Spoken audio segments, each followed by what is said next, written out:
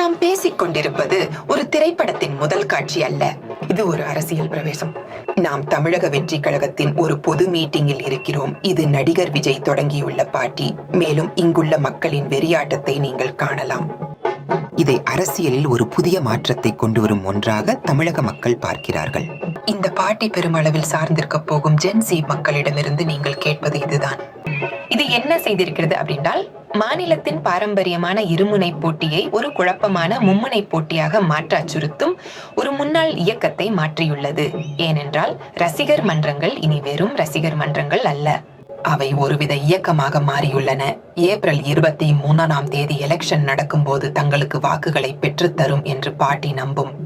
நான் சுட்டிக்காட்ட விரும்பும் 2 விஷயங்கள். நீங்கள் பார்க்கிற இந்த சுவரொட்டிகள் விஜயோடையவை. இதுதான் அந்த முகம். இந்த முகத்தை தான் பார்ட்டி பெருமளவில் சார்ந்திருக்கிறது. அதுதான் அதன் பலம் மற்றும் அதன் மிகப்பெரிய பலவீனம். ஏனென்றால் இந்த முகத்தை தான் ஒரு அரசாங்கத்தை அமைக்கும் நம்பிக்கையில டிவிகேயால் நிறுத்தப்பட்ட அனைத்து 234 வேட்பாளர்களும் சார்ந்திருக்கிறார்கள். மேலும் அதனால்தான் அவரை போன்ற தோற்றமுடையவர்கள் கூட பயன்படுத்தப்பட்டுள்ளனர்.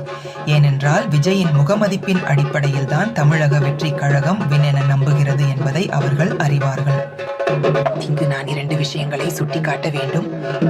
அவர்கள் எல்லா இடங்களிலும் வேட்பாளர்களை நிறுத்தியிருந்தாலும் அவர்களில் சிலர் VS போன்ற அனுபவம் மிக்கவர்கள். பொள்ளாச்சி கான்ஸ்டிட்யூவன்சியில் பாபு அல்லது பியும் இருக்கிறார்.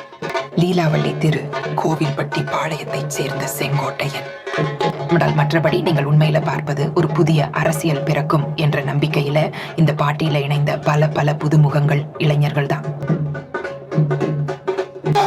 டிவிகேவிற்கு பொதுக்கூட்டங்களை நடத்துவது ஒரு சவாலாக இருந்து வருகிறது. குறிப்பாக செப்டம்பர் 27 2025 கரூரில் நடந்த சோகத்திற்கு பிறகு அதில் சுமார் 41 பேர் இறந்தனர்.